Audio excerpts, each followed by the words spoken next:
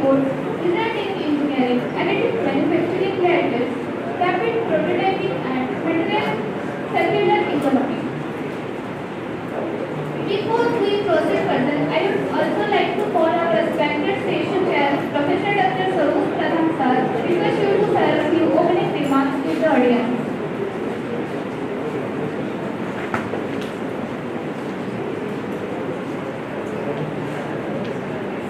Saroj Pradhan sir, are you sir? Saroj Pradhan sir.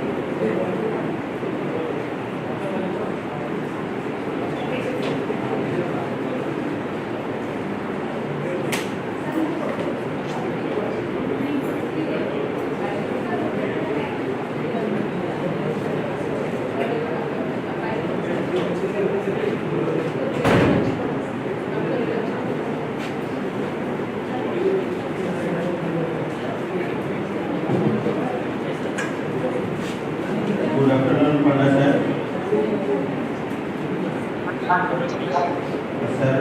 We will start our session now. All the online participants and also offline participants are present here. So please start your session, sir. Okay, I'll start it soon.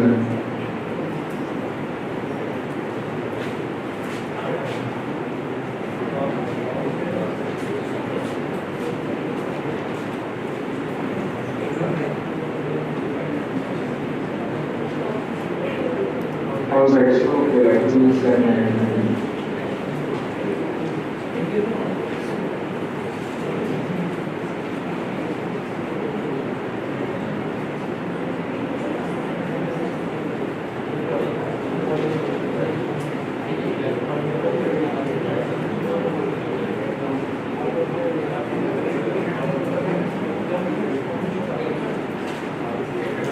so that means the education. I hope my screen is visible.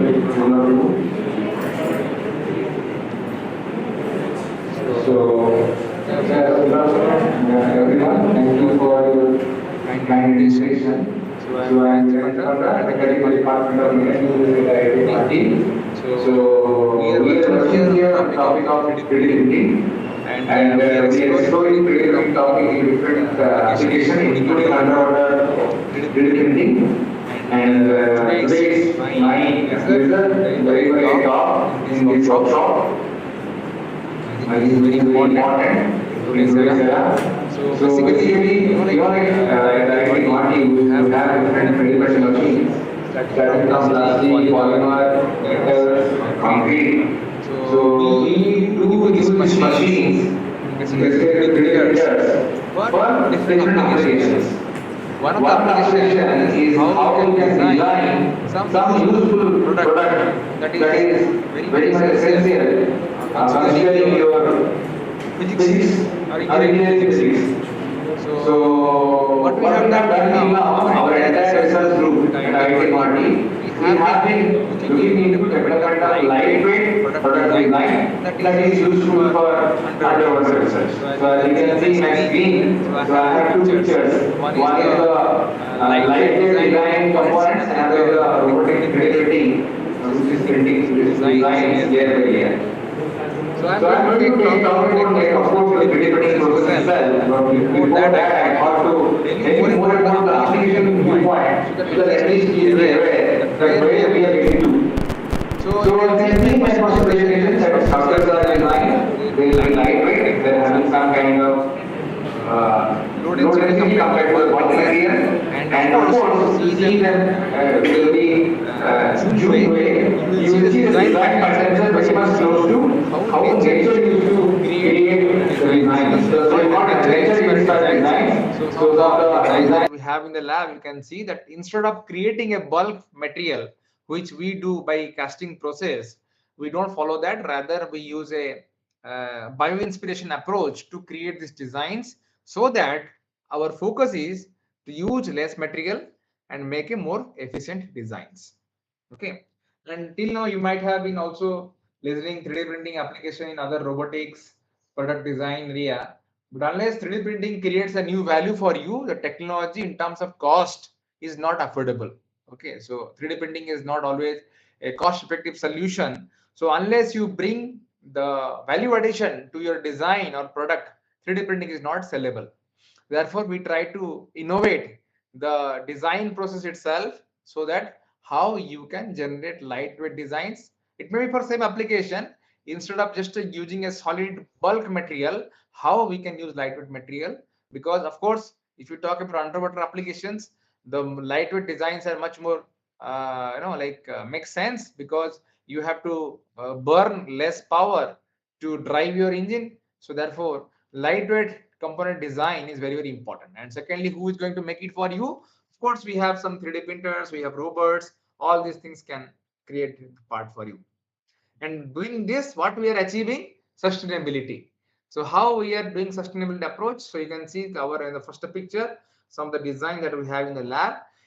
They have very lightweight design. So we are using the material properly as per the need. We are not using the material in a bulk way, like as I told you already in the casting approach. So therefore, using intelligently the material for sustainable purpose is the core goal of our group.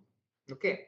So of course, 3D printing is well known by many names: rapid prototyping, 3D printing, additive manufacturing.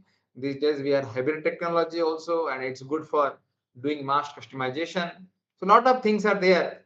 And basically, if you remember the 3D printing process, it started long back with the concept of product design and development.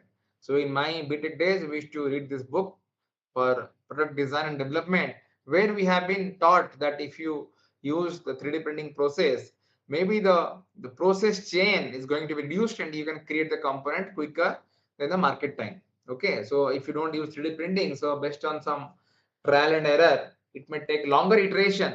But if you are going to use 3D printing process, okay, then it can be done quickly, because it's going to like save the iteration time, which is very much important for product development applications. Okay, and of course, as I told you, you have to create the value of your product, and if you do that by using 3D printing, you can save time, and also this is going to also save the cost, and ultimately you can start creating your designs with minimum number of prototypes. Otherwise, you would have to create a lot of test samples, destroy them, test them, feel them, then you go for the final design. But 3D printing, prototype development is faster and you can do it quickly.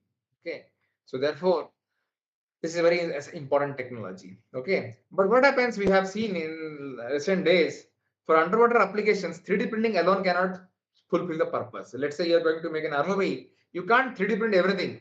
Okay, even you 3D print sometimes you have to bring that kind of conventional approach. For example, you have to take a glue, you have to take a kind of conventional manufacturing approach, so that you can combine 3D printing and conventional manufacturing approach to create our product. So only 3D printing is not efficient.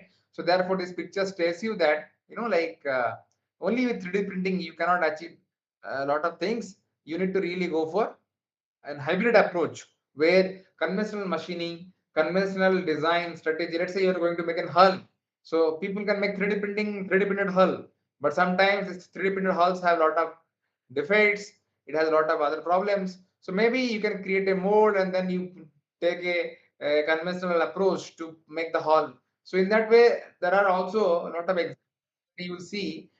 By combining 3D printing with our conventional approach, you can create a product which is much more making sense in this student scenario, because 3D printing alone cannot make things clearly. Okay. So now, once I asked my students in the class that, how you are using 3D printing machines. So many came with this kind of idea. So there are a lot of good students who have very niche applications. They have said that, sir, 3D printing we are using for more design manufacturing. Okay. So they have, you can see that these students, they have used this kind of 3D printing machines to create many functional parts. Okay. So it is mostly for household applications, but still you can see that how 3D printing is enabling someone to create the design, I would rather say verified designs, before you just go for large scale manufacturing. For example, in the first picture you see, if I want to do a mass manufacturing, so maybe the design what he has made, it can be quickly vetted through our this approach, and then once the design is found to be correct, actual, and then this can be sent it out for mass production. Okay. So, and there are of course many applications where 3D printing can happen in a very different way, where you have to add a color. So color 3D printing is also one of the important aspects, where you can bring colors into 3D printing to make it more aesthetically beautiful, rather than simply using a single color for all time. Recently also during COVID-19, this kind of mask, where that net kind of structure is also being 3D printed by SP multi-jet fusion machine. Okay, so the purpose is that how different designs are going to restrict the airflow. This has been properly studied by a CFD source, and then once the CFD analysis confirms the particular design which is helpful for the applications, this has been 3D printed and fitted into our mask design. Okay, similarly for underwater application also, you can create a domes and structures by varying different angles, different shape, and you can go for a CFD analysis to confirm whether your 3D printed hull can perform the actual job or not. So there are a lot of things you can do for underwater application. Okay. Now, of course, nowadays we are not limited to only prototype testing. We are also going for large scale manufacturing. Therefore, these companies, okay, so therefore, these companies are trying to build big machines. So that is also being used for large scale manufacturing. So you can see that in this my picture, there are a lot of company, they are going to make this large scale manufacturing, because they feel sometimes the size matters. Typically, there are a lot of applications where like this component size is very important. So if you go for a small machine, things are not easily accessible. Therefore, companies like Stratasys, they have a large commercial scale machines which are very important. And in these commercial scale machines, what is important also, you can see these days also we can create different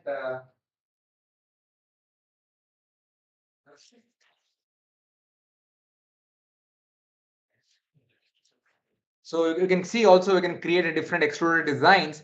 Those are enabling your mass customization. So in this picture, you can see one component is getting printed, and they have some kind of very like aesthetic design purpose. So which can be also scaled to a large scale in case you need it to for first aid applications. Secondly, this is also one of the recent paper I have seen, that multicolor 3D printing. So this is published in Nature journal. So how they are printing multicolor structures for various applications that they have demonstrated in this paper using a multi-nozzle arrangements. And recently also SP, as I told you, they have a large scale machine. So where they are going to print this kind of gears in a commercial scale. So you can see this is not, I would say, mass production, rather I will call batch production. So you can see batch by batch, they are going to create this kind of gear design, which are very much essential for moving from prototyping to batch manufacturing, which is very important.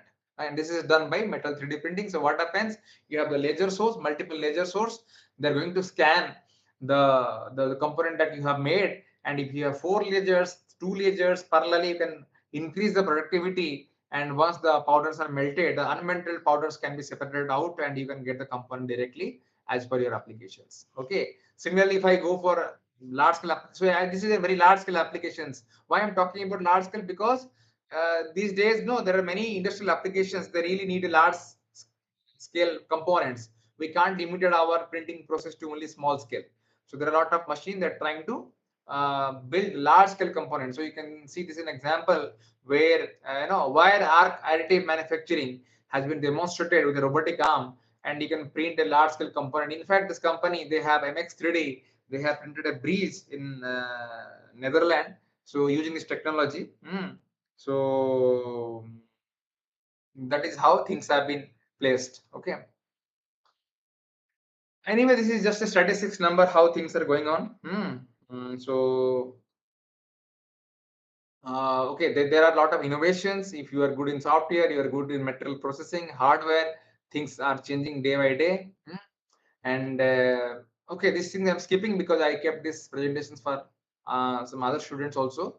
So coming to the main context of today's presentation, so what we are trying to look for, that design for 3D printing is very important. I show you a couple of examples where we have to build our design skills, that how we can make lightweight designs, because 3D printing enables you to put the material the way you want. Okay, for example, if I talk about underwater vehicle design, so you have to really come up with a thought that how I am going to make it lightweight. You can't simply go with the conventional approaches. Okay, so because conventional approaches, if you print the design, it can be bulkier for you. So because 3D printing allow you to deposit the material where you want, so that helps you to do an design optimizations before you go for actual printing. Okay, and of course, when sustainability comes into picture, so there are a lot of examples where, let's say you take a already discarded underwater vehicle, you scrap it, you take out the waste fibers, you use it, or maybe you take out the plastic and make filaments using 3D printing. That way you can also make it more sustainable approach to build an underwater vehicle. Okay, and if you feel that an underwater vehicle, there are some components which need to be stiff, which need to be soft, so there you have to take an approach of multi-material 3D printing. So you can print component of different stiffness, let's say very stiff to very soft material in one single machine, and then you can assign to the our underwater vehicle design. Let's say some flaps need to be movable, so you need flexibility there. Okay, so let's say that component you can print with a soft material like TPU. Let's say you want to have a stiff material in the body, that you can print with ABS or some other material which is having, or maybe you can also think about carbon fiber composite printer, where you can print the component more rigidly. Okay, so therefore multi-material approach is also important. That is also doable. So yeah, so this is an example of design for additive manufacturing. I'm going to show you that, let's say you want to print a part, so you have a lightweight component, and earlier the back design that you are seeing in my screen, it was a conventional casted design, because casting cannot print a net shape design like you are seeing on my screen. So therefore the design has been optimized with a condition that how the forces are acting on the design, and they are creating lightweight designs. Okay, similarly you have lattice structures. So by creating this kind of designs, you are definitely going to make it lightweight, and which can be easily 3D printed by your 3D printing systems. You don't have to worry about other processes, because earlier casting or conventional route were not allowing you to create this kind of designs. But since 3D printing allows you, therefore you have to also take a new approach to design the components, and therefore you can save some of the weight.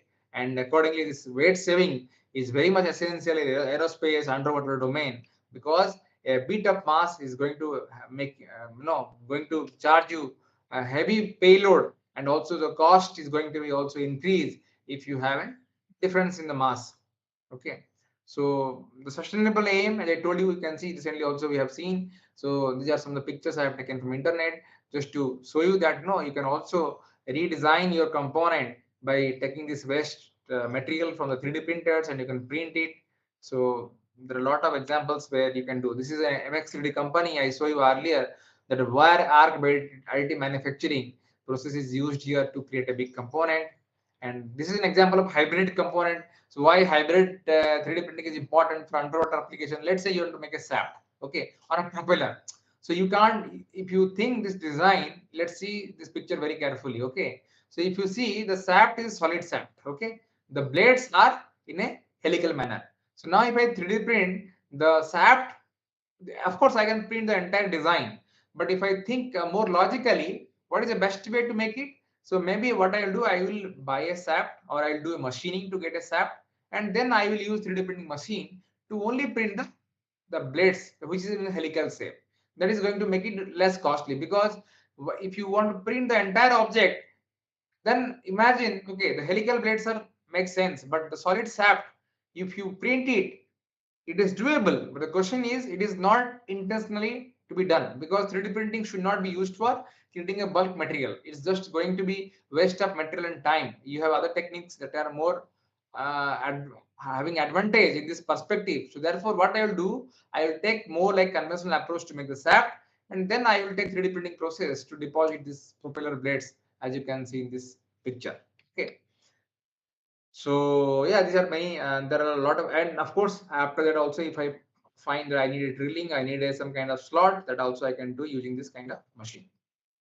So what about like other application to concrete material? We have seen plastic, we have seen metal, but what about concrete? So recently we are executing a project where what we are doing, so using some kind of underwater 3D printing, we are depositing some of the artificial reef. If you search in the Google, these artificial reefs are the man-made structures. They are going to deposit there. I mean, people are depositing in a sea bed because it's going to attract coral. So you might have taken some kind of underwater tourism. If you go to some place in Andaman, they will take you down and you will see very beautiful corals exist. But what happens due to global warming and temperature change these days, these coral reefs are not alive. They started bleaching. They're not having enough capability. They're not no more resilient to live with the current change in temperature.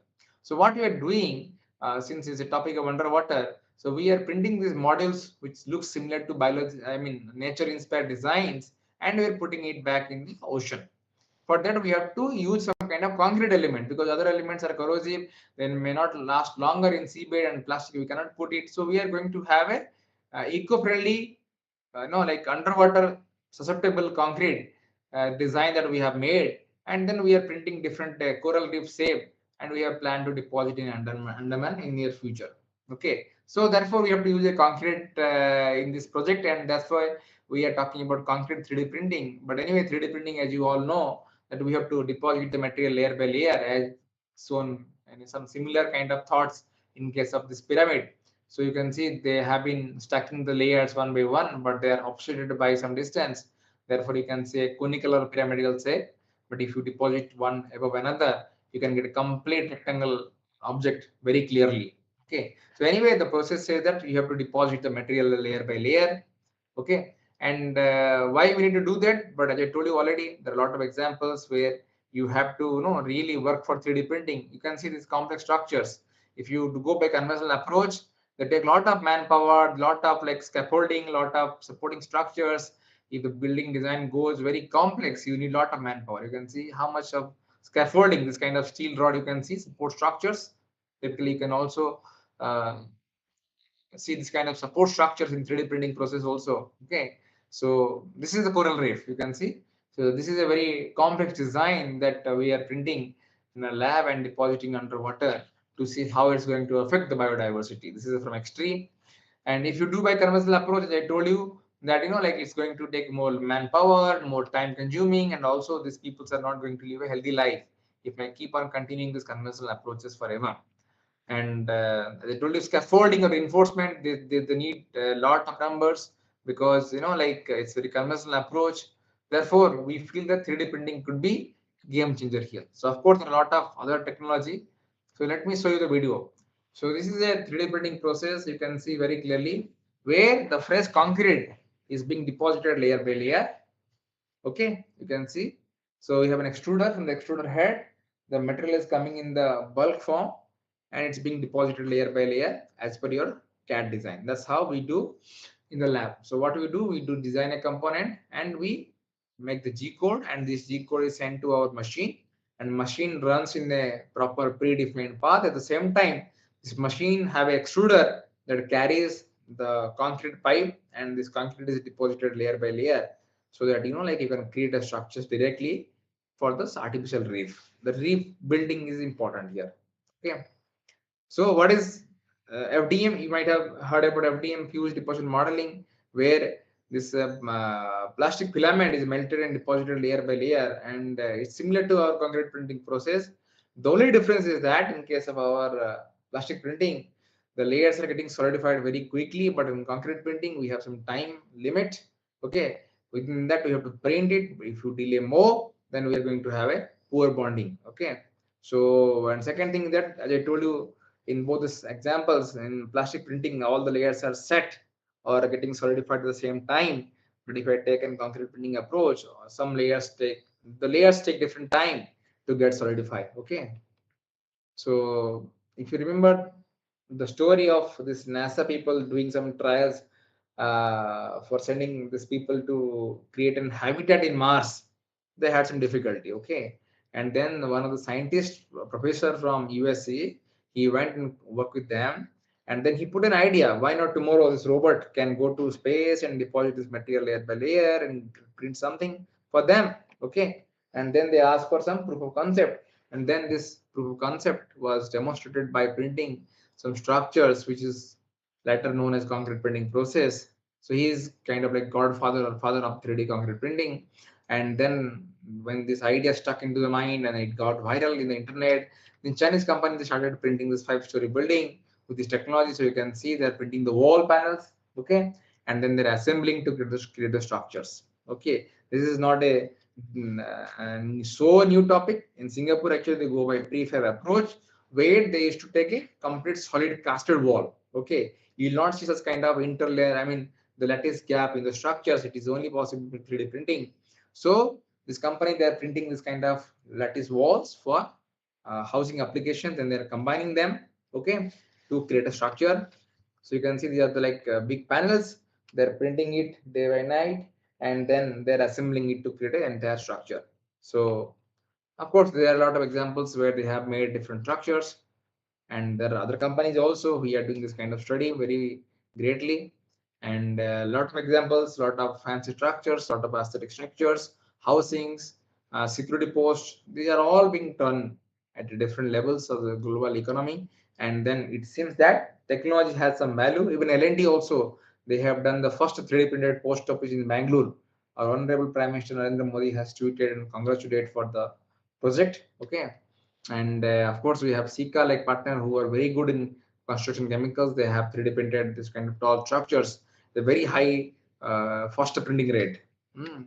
So, and this is an example of our breeze that I have been seeing. That is a part of my, I mean, being a part of my project, I have get opportunity to interact with the team who made this machine. Okay, so what we have seen, if you see the cross section of the breeze, it's not solid. It's rather typologically optimized because they want to use some bio-inspiration design, because this bio-inspiration design, though they take less concrete, they're more efficient because of the distribution of the concrete. Okay, so therefore these structures are like quite helpful in understanding the process. Okay, and then similar to this, we have our 4-axis gantry system. So you can see this gantry system, they run by a controller, which is we bought Mitsubishi, and then we deposit, and then we have robotic arm also. So we are depositing using these two machine very frequently to optimize the material and also bring functionality. Okay, and then this is some of the examples where I can show you that how different designs were fabricated for our project. And then just a few slides. Let's say if you do not know anything about concrete and you want to print it, so it's just a composite. You have cement, you have water, the glue, okay, you have aggregates. So you mix all of them in a predefined proportion, and then do certain test for 3D printing applications, and then you can go for that. That's how typically we see. So what is important for any 3D printing, if you see plastic printing for marine applications, they have defined very clearly uh, process point viewpoint. So one is what we are doing, that is called extrusion based 3D printing process, where you extrude layer by layer, and you have to also make sure it's not about one layer extrusion. So you have to also extrude at least more number of layers to make sure it is buildable. So first of all, it have to be extrudable. If it's not extrudable, you can print them. So extrudability is the first criteria, followed by buildability. How many number of layers you can build without collapsing the bottom layers. Okay. So these are the examples where how you extrude, how you deposit, the number of layers are important. And what is important here also to note that, see, you need a low viscosity material that can pass through the palm, but you need a very stiff matrix that can also hold its shape after printing. This is also done by our some smart materials also. So, and this property, what I told you, low yield stress, low viscosity to high yield stress. These are very different properties. So you can achieve only by a short span of region and where you have to play for that. Okay. So now, as I told you, what we have to do, we have to think about the material that can be printed. So we have seen that our toothpaste, when you squeeze them, it comes out of the tube very easily and it remains long time without any kind of deformation. So we feel that this kind of material is good. That's we call texturotropic material, texturotropic. And the good thing about this material is that when you apply force, it can come out of the tube easily. The moment you stop pressing, you will see that our toothpaste is never going to come out from the tube automatically. Okay. So therefore, it's very important to develop a material like toothpaste, and we can print that successfully. And with this goal, so we started printing the material, and I told you that there is a very small region where you can also improve the printing properties. And we have seen that if you want to make a very soft material over the time, when you deposit more number of layers, they're going to collapse, okay, catastrophically, and you can't save the entire printing process from accident. So it is going to collapse. So therefore, it's very important you go and use AI-based knowledge, okay, so that you can at least predict the consequence of such kind of material design for printing different structures. Hmm. Then we have no different property where the interlayer bond strength is also important. So we have studied that, and recently also for one underwater application when we want to make a reef panels, we have seen that the reef design is very important. And unless we have a change in the design, we can't print it successfully. So we have put some kind of inline mixing and sensing system so that when you print, actually you can control the design. So you can see how much you design and how much you're getting, but it's actually being getting manufactured. Okay. So therefore, we are also seeing the material behavior frequently, and we are using some kind of waste material. So typically, we have seen these are the our locally available waste material. We are depositing, we are using them to make building materials that can be printed for coral reef applications. Okay, and we have seen that when you have a lot of flyers, you don't have a proper material design, it's simply going to collapse. Okay, so then we used to redesign the material design mix by incorporating some of the study chemicals, and then we have seen that if you use this kind of chemicals also, sometimes like things can you can print to tall structures without collapsing. So therefore, this is a graph tells you that how deformation progresses with time. So you can see earlier when you print a small design, you may have a small deformation, but when you keep adding more number of layers, the entire deformation can go very large. And if the big deformation happens, it may simply collapse your structures. Okay. So, and this is an example how deformation changing with time. And we have taken the very kind of like like how slowly the bulking or deformation goes, and therefore this kind of work is also being reported in literature that you can create a control loop, okay, a real-time control loop, and then based on the distance, it's automatically going to adjust the printing process so that you are going to get a very control mixed design. And this is an example where you can print. So we have recently used some kind of materials to print structures. So I'm not going in details. These are just an application viewpoint. And yeah, so recently before we try actual printing, we do large scale printing also, and this kind of software design. Okay, now you can see we have a process where you can put reinforcement also. Okay, so this reinforcement placement is very important. Many structures need reinforcement. If we talk about our underwater vehicle design, they also have to be reinforced because the pressure it has to also bear. Okay, so how to put reinforcement during 3D printing? So what we have seen that this kind of arrangements locally we have made it, so you can put steel cable before printing so that your material can get strengthened by the cable placement. Okay, so we have seen the good bonding, and in other people also they are doing this kind of business. Now for robotic 3D printing is also important. So we have seen that by using robot we are able to print in different shapes. So now you can see, I'll show you one video also. Yeah, so this is one of the example by NASA. So how they have printed the structures for habitat using this 3D printing process. And I'll show you Yeah, so recently also we have printed some toilet unit for Indian Army, our during Singapore days, and yeah, you can see video here.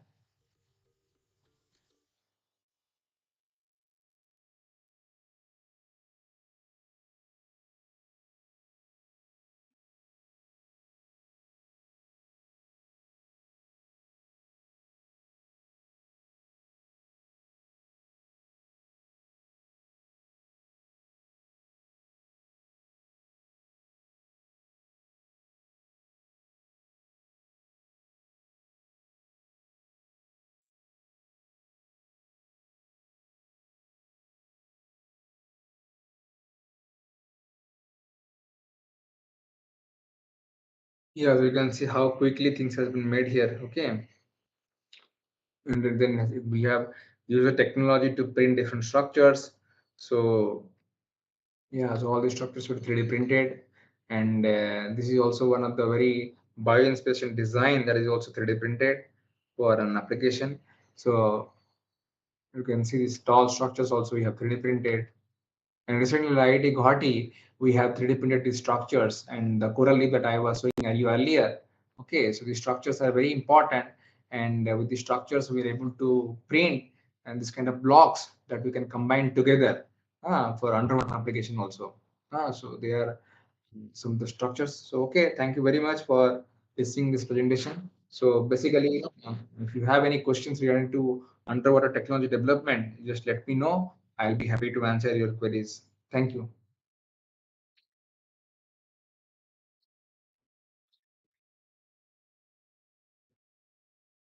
We will now move to the question and discussion session. I request our session chair, Professor Dr. Saroj Pradhan Sar, and the audience to kindly share their question or comments.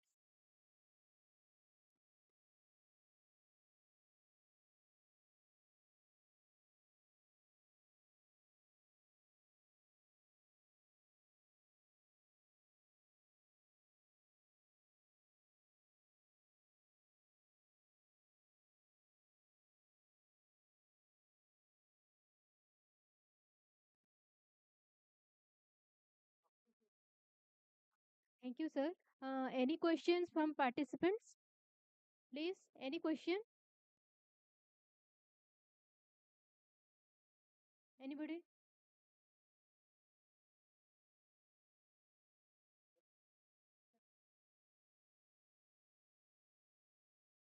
I mean, later also you can all connect with me by email. So if you have any queries, so thank you all of you for inviting me. Thank you.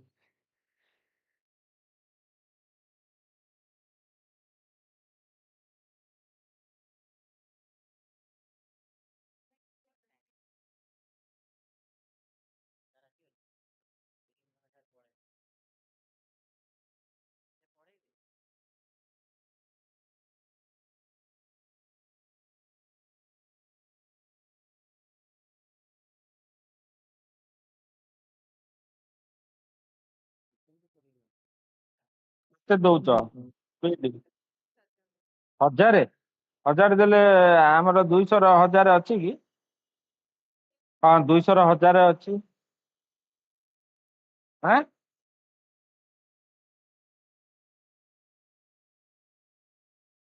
Thank you, Panda sir, for the nice and informative session.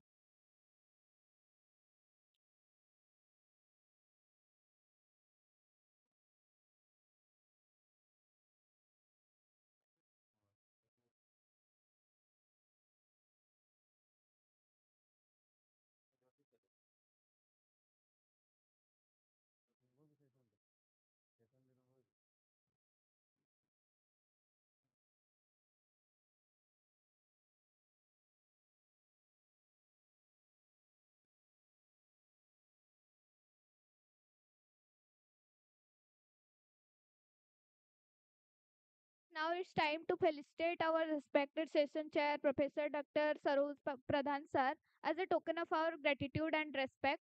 May I kindly request Dr.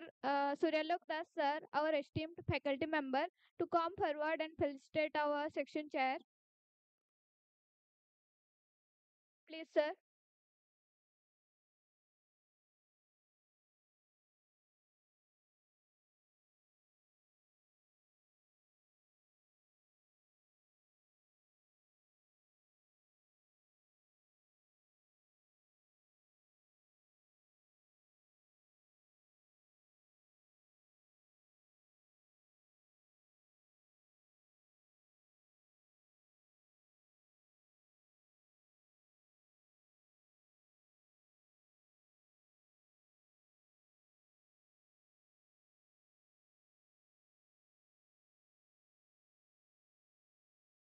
Thank you everyone for the engaging discussion, and special thanks to our session chair and the presenter.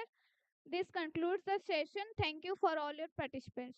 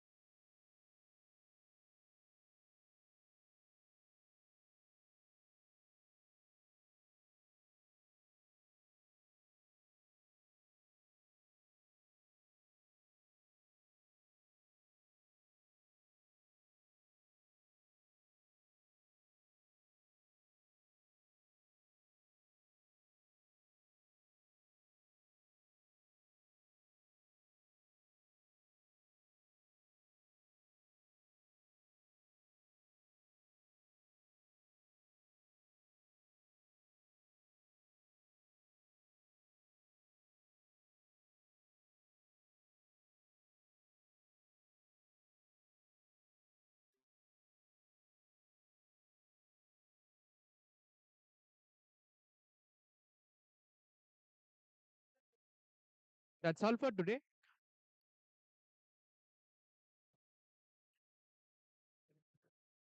We'll have the next sessions from tomorrow at 10 hours.